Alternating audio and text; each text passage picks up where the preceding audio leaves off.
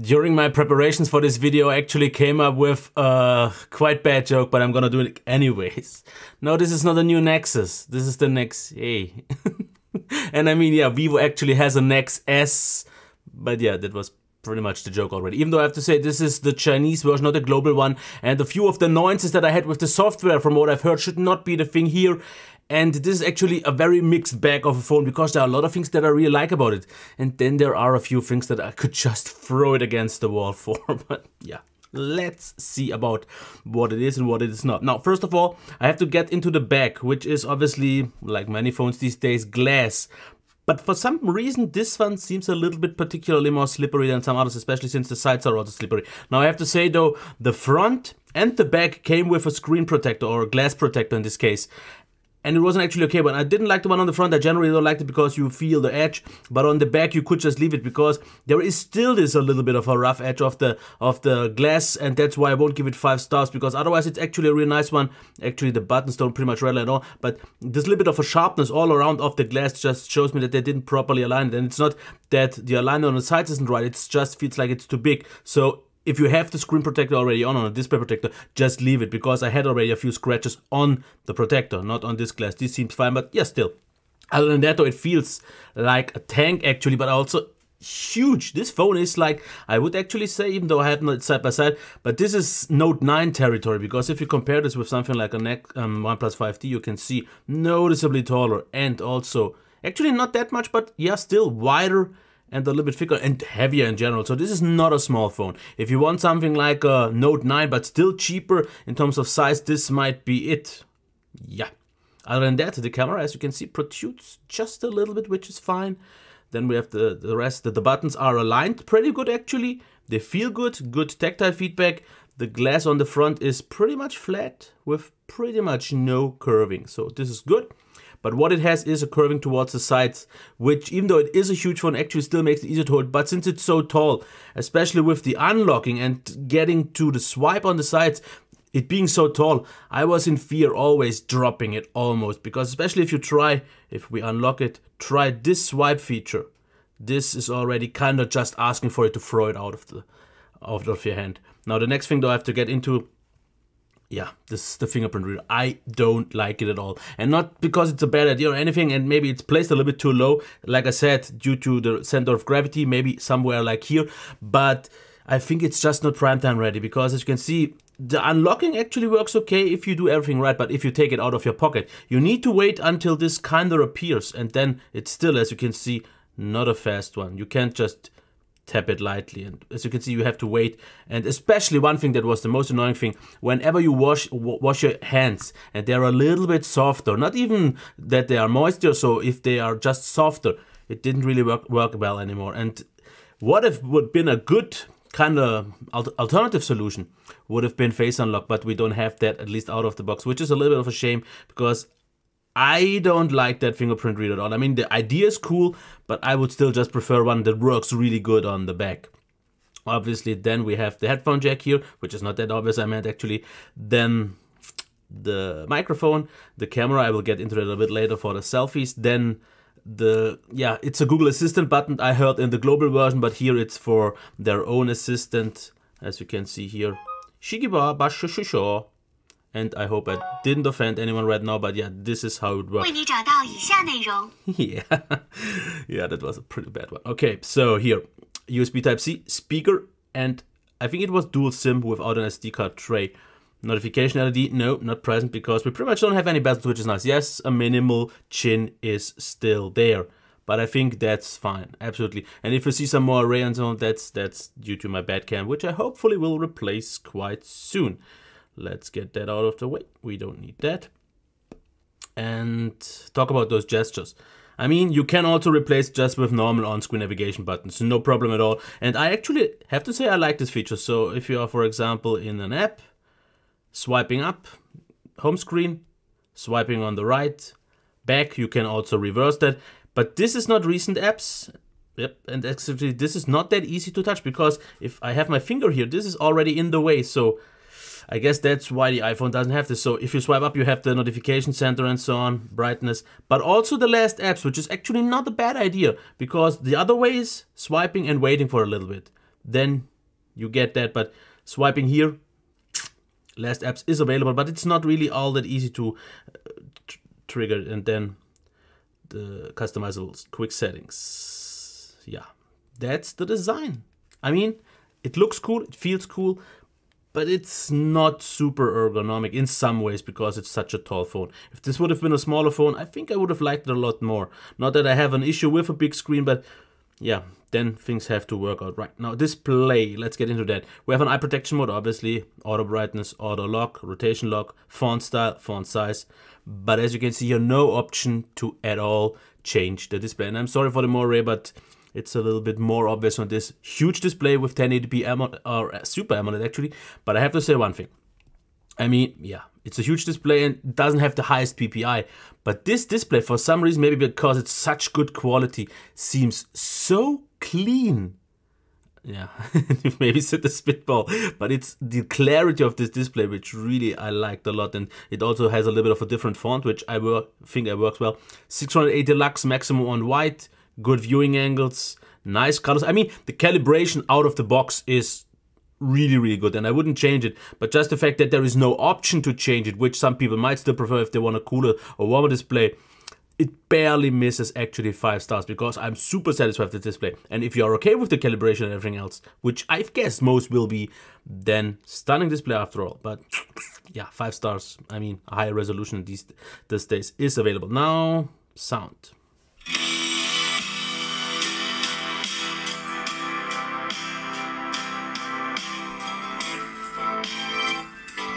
Actually, what is not that noticeable on this track is that the speaker, even though it is very loud, it sounds a little bit thin and it's very harsh, so it's not a great experience. So I actually used it maybe most of the times like 60-70% instead of like most like 90-100%. But that was not because the volume was too high, which it in some ways was, but it was just too harsh and a little bit extreme on the ears.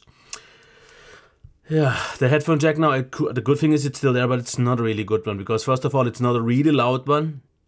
I would say maybe at best average, but it's also not really all that clean. It felt a little bit muffled, not all that high, not all that detailed and so on. So, I mean, it's good that it's there, at least that's something. And it should be able to drive most in-ears, but for a proper over-ear, yeah, at least not very loud. Now, performance. And let's clear them all. This is actually one thing that you will notice. The animations don't seem fast. That's because they are not, because they are at 0.1.0, where I usually always on every phone use 0.5, but I'll get into later on in the software part why that's just not a thing here. But this is running with the Snapdragon 710. Now the Nex S, not the Nexus, runs with a 845. It should be even better, but I have to say the 710 does a really good job here. I think most people would have a hard time seeing the difference. I mean, I see it since I use all different kinds of SoCs all the time, but it's smooth, it's very lag free, great experience overall. It's really nice, and this actually I got today. Yeah, not that it's here because it's charging, but as you can see, everything is smooth. You can use obviously this feature for the multitasking and so on and so forth. Now, yeah, performance really, really good. No. Battery life. I did not check the charge time because I was kind of too lazy, just didn't get the time to that. But I would expect it to be at maybe 1 hour 40, 1 hour 50, but definitely still under 2 hours, which is fine. But the battery life, I think, is absolutely this killer feature, because just think about it. It's a 4000 mAh battery, which is the same as the Note 9, but it hasn't not the high res display, so it's full 80p and full 80p 1080p. And if you compare it, for example, with the Pocophone, also 4000 mAh battery, a little bit of a smaller display, but not the efficient AMOLED display. This is why this one is actually even better, because what I got, I would say, I mean, 8 hours of mobile data is no problem, and I would actually say 9 hours should be no issue. Maybe even some people could achieve, depending on your connectivity, definitely even 10 hours. But I would say 9 hours is safe, and I don't know how many hours on Wi-Fi. I mean, 12 or so should not be an issue. Connectivity was fine for me. Calls, I don't think I did, maybe, but no, I did actually. Yeah, it was fine. It was fine. Connectivity was good. Wi-Fi was also okay. I had no bigger issues here with that. But let's get into the software and to the annoyances that I have with them. Now, it all starts with the thing that you can't even change the launcher, because let's get into that. Yeah, like on many Chinese phones, not a draw, which is not an issue. You can change the launcher, but you actually can't, because what you have to do on this phone, at least on the Chinese version, you have to have an Vivo account. And just for this one Vivo phone, I just said no, I'm not gonna do it. The next thing though is developer options. They are off, and they are on every phone for me because of one thing. I change the DPI usually, and I definitely change the scale. Now for some reason, I can still change the DPI, which is by default I think 320 or 360, but was everything just too big, because if I have a big display like this, I want to see as much as I can, and with a bigger DPI I see more. Now, that works, but the animation's not. Now, you say, why not just turn it on? Now, let me tell you why. This happens. Development, prone to stutter, tap to disable, and usually it's actually yellow. I'm not quite sure why it's red this time. Can you see it? And this is, I think, not acceptable. I mean, why do we have a developer mode if you can't use it? And no, it's not prone to stutter. I've not seen just the developer mode being on to cause any stutter. That is an annoyance of these phones. Like, for example, also, I use my gesture app to get back.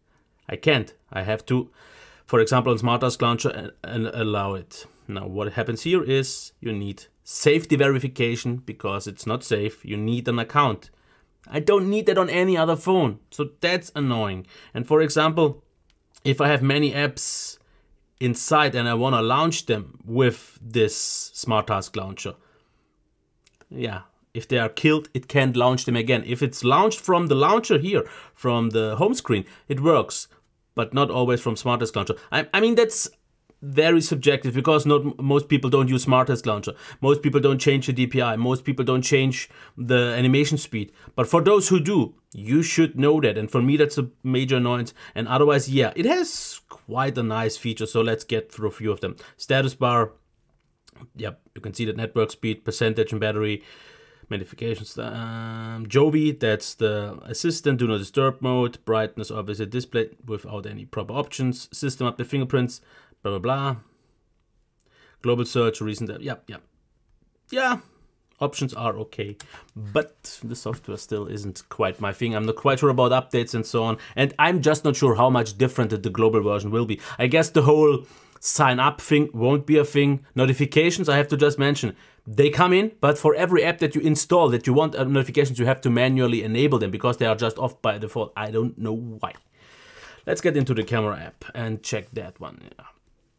And I'm really not happy about the moire that I have on this display here. Now, on and off, auto for the flash, HDR on and off. Then we have obviously bokeh mode and so on. You can swipe between the modes, but you can't swipe between the cam, which would have been a nice feature, but it's not something that you really need, but it's okay.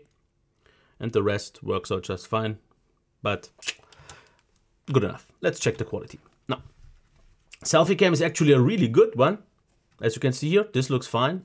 Not quite sharp from this distance, which is normal. From this distance it is, and here as well. So I think it's a little bit on the soft, that loses a little bit out on some details, but colors actually seem very accurate.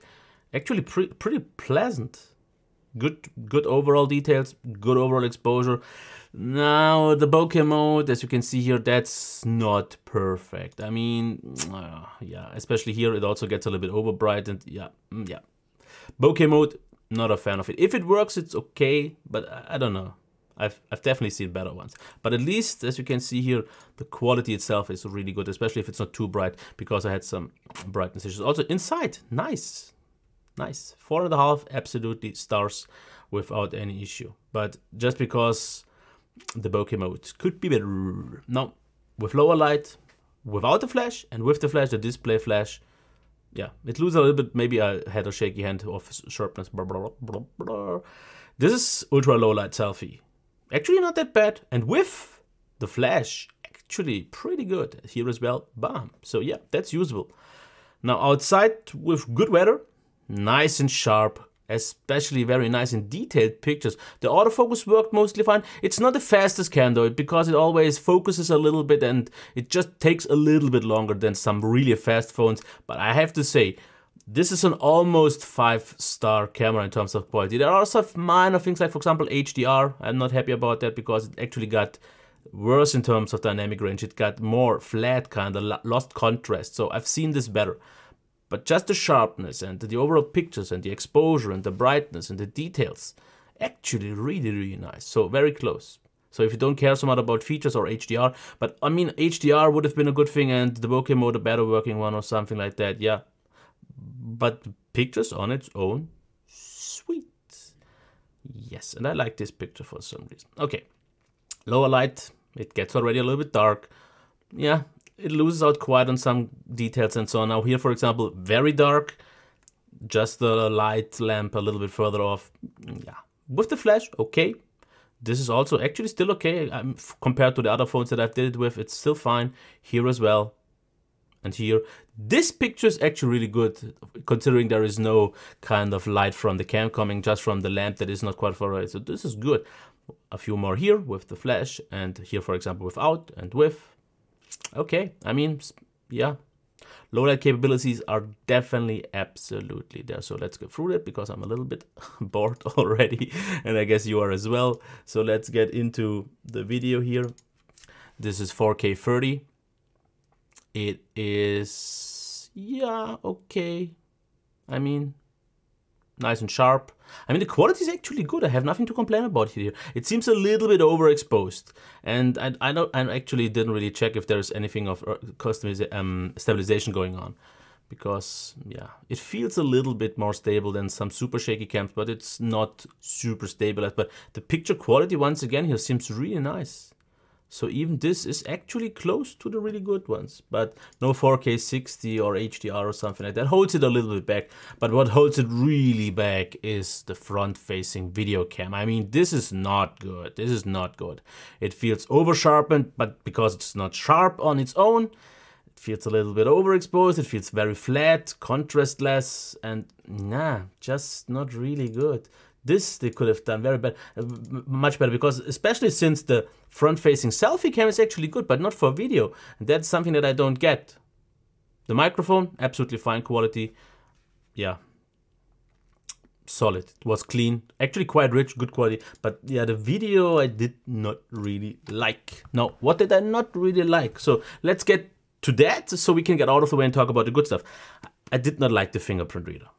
I did not personally like the size, but that's not an issue, nothing that I will complain about. Just because ergonomics, because if you want to swipe, I said about it, you are just asking for it to fall down, and with the glass it definitely will shatter. Display is nice, but we talked about the bad stuff. Well, speaker, no. Performance, no. The display, definitely not. Well, what is it? Well, it's the software. I mean, it's pretty much the software that I did not like. All those things that you have to extra line. Now, obviously, like I said, on the global version, those things shouldn't be there. But on the Chinese version, they are there. Otherwise, though, I mean, give me another unlock option. That would have been nice. But other than that, it's a really nice phone. But with a price of around, I think for the Nex A, like 480. It's actually, if I just think about it, I mean, everything else is good. It's just the software, but the software is a big part. Many people always want stock Android, and I don't even want stock Android. I just want something solid and reliable that has a stock Android vibe, that I just know it's Android, and on here I just don't notice it because Android wouldn't ask me for security permissions or an account or something like that. So if I would definitely say go for the global version or something like that. I mean, the Chinese version here with all those, and also that you can't really use the Google Assistant, but the Jovi Assistant, so on. Those are compromised, and I don't think it's worth it. But otherwise, camera is good, especially the battery life, though. This is a monster here on this one. So yeah, mixed feelings. I mean, I like a few stuff, but I like a few things, but I actually did not really enjoy my time with this phone so much. Very subjective, but yeah. Until next time, bye.